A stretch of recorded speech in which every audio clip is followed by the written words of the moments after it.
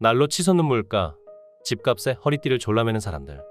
그래서 시세보다 조금이라도 저렴한 집이 나오면 서둘러 계약하려고 하는데요. 싼 집에는 이유가 있는 법. 햇빛이 잘 들지 않거나 환기가 잘 되지 않는 집들이 싸게 나오는 경우가 많습니다. 물론 이 정도의 문제는 감수할 수 있는데요. 사실 더 큰 문제는 따로 있습니다. 1970년대 초반, 미국 뉴욕. 조지와 캐시는 아이와 함께 살 새로운 집을 찾고 있었습니다. 하지만 마음에 드는 집은 너무 비쌌고 어쩔 수 없이 두 사람은 뉴욕 외곽으로 눈을 돌릴 수밖에 없었죠. 가까스로 두 사람은 아주 멋진 저택을 발견하게 되었습니다. 네덜란드 양식으로 지어진 2층짜리 저택이었는데요. 넓은 평수에 비해 가격도 저렴했던 터라 두 사람은 바로 계약 후 저택에 입주했습니다. 그런데 저택에서 이상한 일들이 생기기 시작했습니다. 화장실에서는 검은 얼룩이 발견되었고 녹색으로 된 끈적한 물질이 집안 여기저기 나타났죠. 남편은 새벽 3시마다 잠에서 깼고 아내는 매일 이상한 자세로 잠을 잤습니다. 딸은 하루 종일 조디라는 상상 속 친구와 시간을 보냈는데요.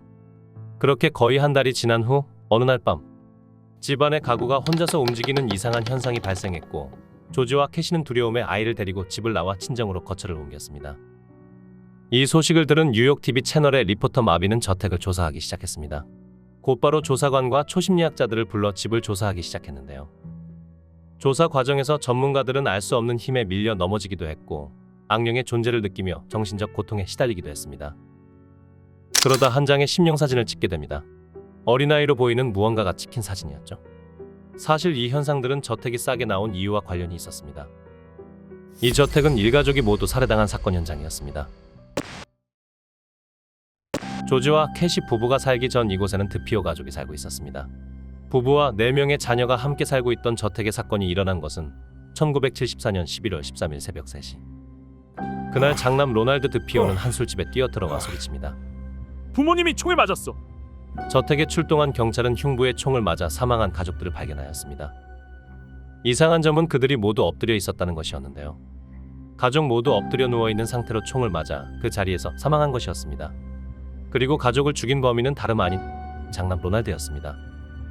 그는 경찰 조사에서 가족들이 악마로 보여 모두 죽였다고 자백했습니다. 다만 이상하게도 가족들이 악마로 보이기 전에 알 수 없는 소리를 들었다는 진술을 했는데요.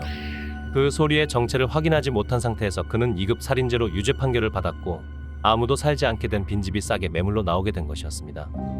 그리고 심령사진에 찍힌 존재는 드피오가의 막내 존 매튜 코스였습니다. 조지와 캐시는 살인사건이 일어난 사실을 알면서도 집이 싸게 나왔다는 이유로 덜컥 계약했었는데 이상한 일들이 반복되면서 결국 집을 팔고 다른 곳으로 이사를 갈 수밖에 없었다고 합니다. 그런데 장남 로날드는 가족이 죽기 전 이상한 목소리를 들었다고 했는데요. 그가 벌인 범행은 어떻게 이해해야 할까요? 아미티빌 저택이 지어지기 전 이곳에는 많은 일들이 있었습니다. 흑마술사인 존 캐첨이 자신의 물건을 묻어두기도 했고 아메리카 인디언인 시니콕 부족이 부족 내 환자와 미치광이를 가둬 죽이기도 했는데요. 전문가들은 그들의 고통이 부정적인 에너지를 남겼다고 했습니다. 그리고 그 부정적인 에너지가 드피오 가족과 조지 가족에게 직접적 영향을 준 것으로 추측할 뿐이었죠. 우리나라에서도 시세보다 싸게 나온 집은 의심해보라는 말이 있죠. 실제로 인터넷에는 싼 집에 들어갔다가 겪은 기이한 체험에 관한 글이 많이 있습니다. 시세보다 절반이나 저렴한 집이 있어 전세로 계약했어요. 그 집은 이상하게도 너무 추웠습니다. 겨울이면 외풍 때문에 겉옷을 걸쳐야만 했죠. 이상한 일은 이후로도 계속됐어요. 가만히 있던 물건이 갑자기 떨어지는 일도 있었고 배터리가 다 된 장난감이 저절로 움직이기도 했죠.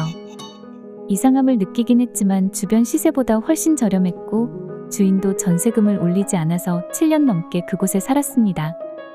그런데 같은 아파트 다른 동으로 이사간 후 그 집이 이상한 이유를 알게 되었어요. 치정 사건이 있었던 것이었죠. 거실 나무바닥에 시커멓게 썩은 자국.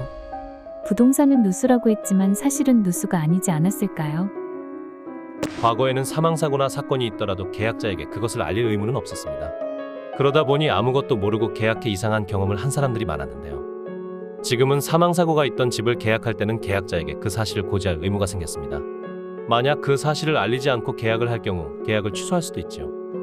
홍콩이나 일본에서는 이런 사망사고가 있던 집을 오히려 싸게 내놓고 있어 일부러 이런 집들을 찾아다니는 사람도 많다고 하는데요. 비싼 집값보다 귀신이 더 낫다는 말도 있습니다. 저렴하기만 하다면 귀신 나오는 집이라도 상관없다는 말인데요. 여러분은 어떠신가요? 가격만 저렴하다면 사망사고가 있던 집에서도 살 수 있으신가요? 지금까지 도시괴담사 444였습니다.